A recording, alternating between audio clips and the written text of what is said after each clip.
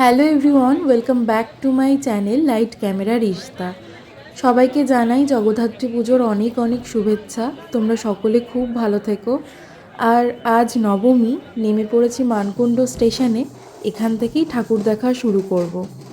আসলে কি জানো তো, আমাদের দুর্গাপুরে তো জগদ্ধাত্রী পুজো খুব একটা জাঁকজমক নেই, তাই এই পুজো কাছ থেকে দেখার ইচ্ছে ছিল বরাবরই।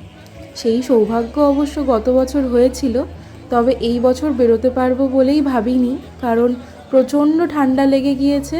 তবুও সব বাধা অতিক্রম করে নবমীর দিন রাতে বেরিয়েছিলাম। আসলে ছোটোবেলা থেকেই আমি খুব একটা এদিক ওদিক কোনো দিন বেরোইনি। এখন বাড়ি থেকে দূরে থাকার সুবিধার্থে এই সুযোগগুলো হয়, তাই আর হাতছাড়া করি না। তো প্রথমেই চলে গিয়েছিলাম মানকুণ্ড স্পোর্টিং ক্লাবে।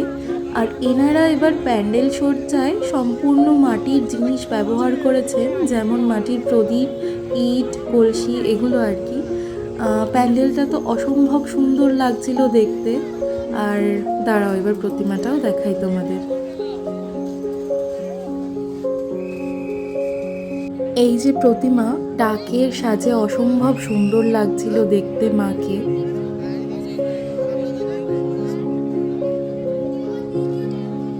এর পরের প্যান্ডেলটাই ঢোকার মুখেই ছিল রাস্তার দুপাশ জুড়ে অসম্ভব সুন্দর লাইটিং। পুরো প্যান্ডেলটাতেই ছিল বাঙালিয়ানার ছোঁয়া। গামছা, হাত পাখা, ঝুড়ি থেকে শুরু করে সুন্দর সুন্দর ছবি, এনারা প্রত্যেকটা কিছুর ইউজ করেছেন এই প্যান্ডেলটাতে। আর এই যে প্রতিমা, পুরোটা মিলিয়ে প্যান্ডেলটা বেশ সুন্দর হয়েছিল। এবার যেহেতু দুদিন নবমী পড়েছিল, সেই জন্য প্রথম দিনের ভিড়টাও হয়েছিল অনেক বেশি। আর এটা নতুন পাড়ায় ঢোকার লাইন, এখানেও অনেকটাই ভিড় হয়েছিল। ওনাদের এবারের থিম ছিল মনের মানুষ। আর বাইরে এই যে পদ্ম ফুলটা দেখতে পাচ্ছ, এটা পুরোটাই বাঁশের চটা দিয়ে করা হয়েছিল।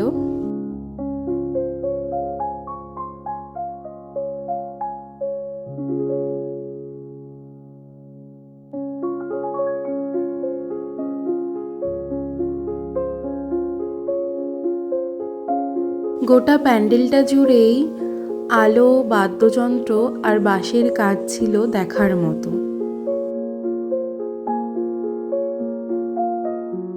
আর এই যে প্রতিমা, এত ভালো একটা ফিনিশিং, এত ভালো কাজ, আমি জাস্ট মন্ত্রমুগ্ধ হয়ে দেখছিলাম দাঁড়িয়ে দাঁড়িয়ে।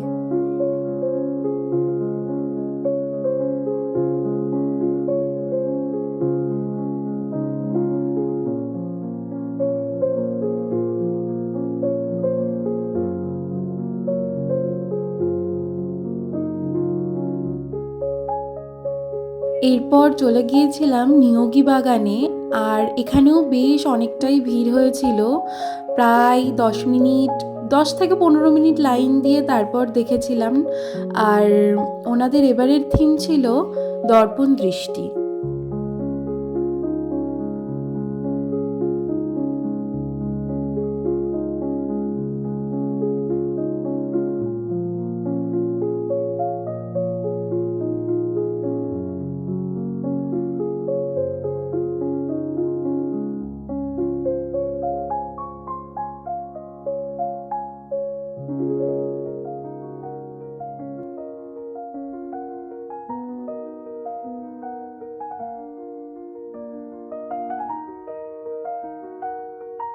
এর পরের প্যান্ডেলটা ছিল সার্কাস মাঠের প্যান্ডেল। আর এটা দুর্গাপুজোর সময় কলকাতার ত্রিধারা সম্মেলনীতে হয়েছিল। তো প্যান্ডেলটা তোমাদের কাছে খুবই পরিচিত। তবে জায়গা কম পাওয়ায় পুরো বিষয়টাই একদম কনজেস্টেড হয়ে গিয়েছিল।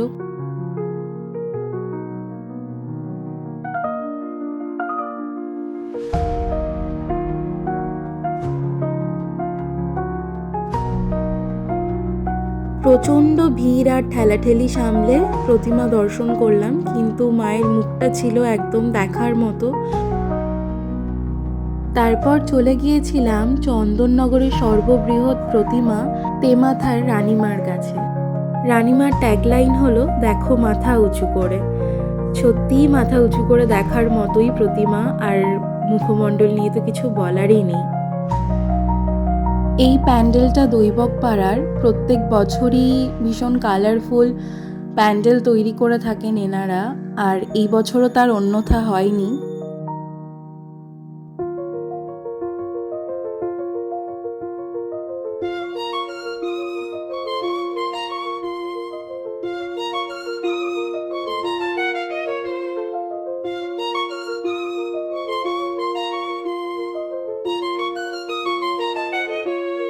মাতৃ প্রতিমা অন্যান্য প্যান্ডেলের তুলনায় এখানে একটু আলাদাই হয়।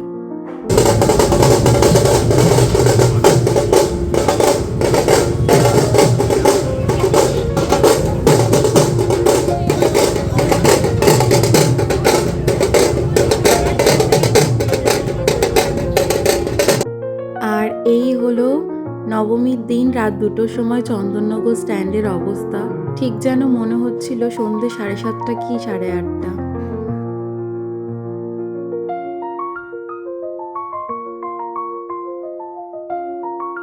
এরপর চলে গিয়েছিলাম বড় বাজারে, আর বড় বাজারেও হিন্দুস্তান পার্কে দুর্গাপুজোর সময় যে প্যান্ডেলটা করেছিল সেটাই ছিল, শুধু ওখানে আদিবাসী নৃত্যটা আমি দেখতে পাইনি, এখানে সেটা পেয়েছিলাম।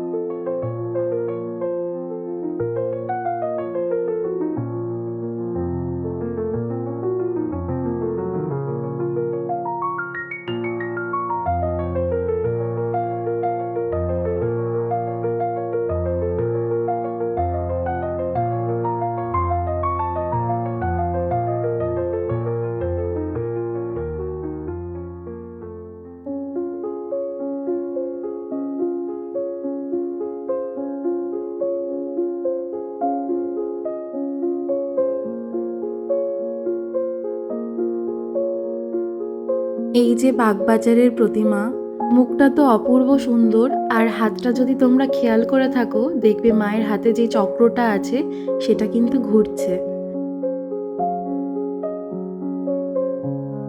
যদিও আমি ডিনার করেই বেরিয়েছিলাম, তবুও ঘুরতে ঘুরতে অনেকটাই খিদে পেয়ে গিয়েছিল, তাই একটু মোমো খেতে ঢুকেছিলাম বান্টি মোমোতে। তোমরা যারা শ্রীরামপুর, রিষড়া আর চন্দননগরে থাকো তারা হয়তো অনেকেই জানো যে বান্টি মোমো কতটা ফেমাস, কিন্তু সত্যি কথা বলতে এনাদের আগের যে কোয়ালিটিটা ছিল মোমোর সেটা আর এখন পাওয়া যায় না।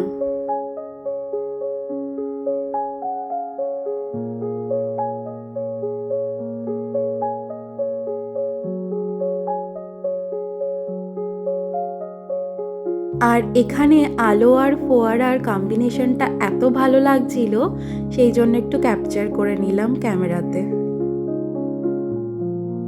আর এখানে আমার প্রচণ্ড আইসক্রিমের ক্রেভিং হচ্ছিল বলে একটা ছোট আইসক্রিম নিয়েছিলাম যাতে ঠান্ডা না লাগে, কিন্তু শেষ রক্ষা আর হয়নি। এই যে বিদ্যালঙ্কারের মা, সবার চেয়ে অন্যরকম একটা প্রতিমা, শামুক এবং ঝিনুক দিয়ে পুরো চালচিত্রটা এবং মায়ের মুকুট থেকে শুরু করে সমস্ত সাজসজ্জা এটা দিয়েই করা হয়েছিল। এই বাড়িটাকে দেখো, সমস্তটা গোলাপি রঙের লাইট দিয়ে এত সুন্দর করে সাজানো হয়েছে, অপূর্ব সুন্দর লাগছে। এটা পালপাড়ার পুজো, আর মণ্ডপ সজ্জা নিয়ে তো কোনো কথাই হবে না। আলোর এত সুন্দর কাজ করেছেন এনারা, অসম্ভব সুন্দর লাগছিল দেখতে।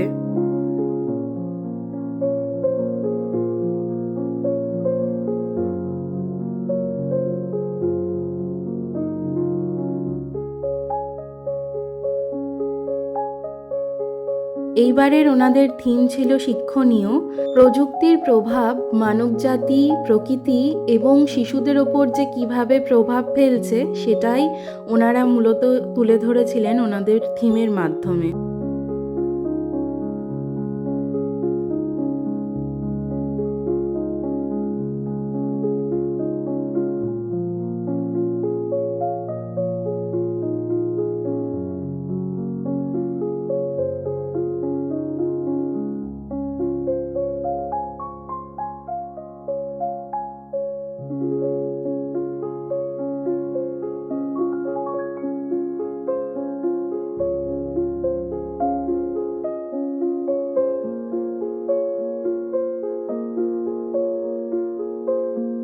এর পরের যেই ঠাকুরটা দেখব সেটা চন্দননগরের অন্যতম আকর্ষণ, হেলাপুকুর সার্বজনীন।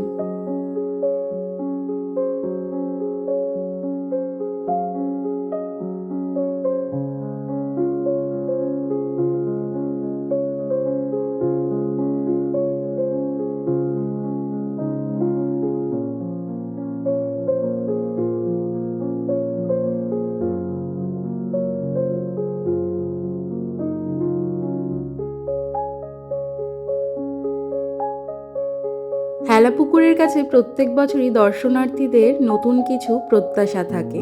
এবার মূল আকর্ষণই ছিল প্রতিমা। স্বর্ণ অলঙ্কারে ভূষিতা বলেই চন্দননগরবাসী ওনাকে সোনামা বলে ডাকেন, কিন্তু এইবার পুরোটাই ছিল প্ল্যাটিনাম আর হীরের সজ্জায়। এছাড়াও চিরাচরিতভাবে যেই শাড়িটি মায়ের পরনে থাকে সেটাকেও এবার একটু চেঞ্জ করা হয়েছে। মায়ের মুখটা যে কি সুন্দর লাগছে, এই রূপের কাছে যেন সবই তুচ্ছ।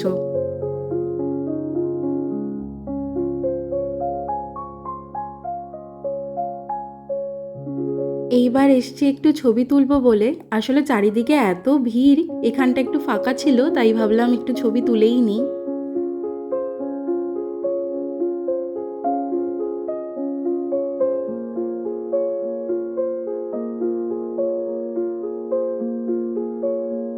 এরপর এসেছি এখন একটু ফুচকা খেতে।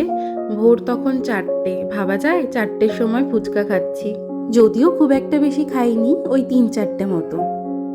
এই যে এই প্যান্ডেলটায় এত সুন্দর লাইটের কাজ করা হয়েছিল, মানে দেখে জাস্ট চোখটা জুড়িয়ে যাচ্ছিল। আর মায়ের দিকে তোমরা শুধু একবার দেখো, এত মিষ্টি মুখখানা দেখে একেবারে মনটা ভরে যাচ্ছিল।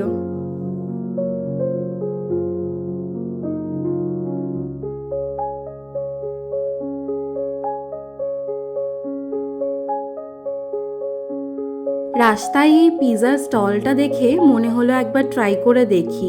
তখন আর কোনো সময়জ্ঞান ছিল না। আসলে বছরে তো ওই একটা দিনই, তাই না? আজকের দিনটা চলে গেলে আর কদিনই বা ভোরবেলায় পিৎজা খাবো। যাই হোক, একটা দিন নিজেকে একটু ছাড়পত্র দেওয়াই যায়। একটা ভেজ পিৎজাই নিয়েছিলাম, কারণ সব জায়গায় খুব একটা ননভেজ খাওয়া আমি পছন্দও করি না। তো চলো দেখি কেমন টেস্ট হয়।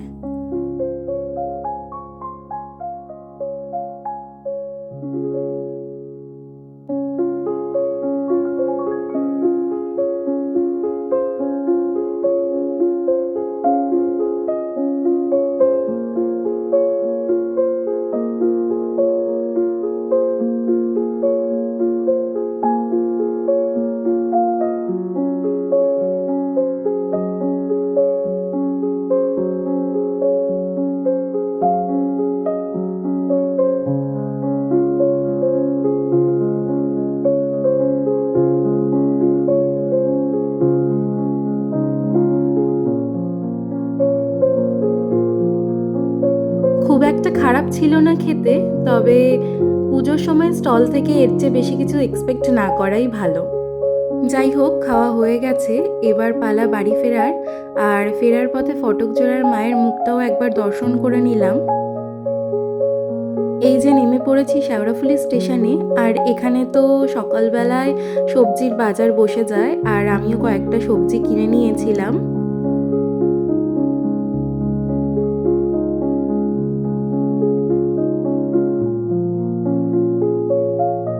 ভিডিওটা রাত থেকে শুরু করে সকাল হয়ে গেল, তাই তোমাদেরকে সুপ্রভাত জানিয়ে আজকের ব্লগটা এখানেই শেষ করছি।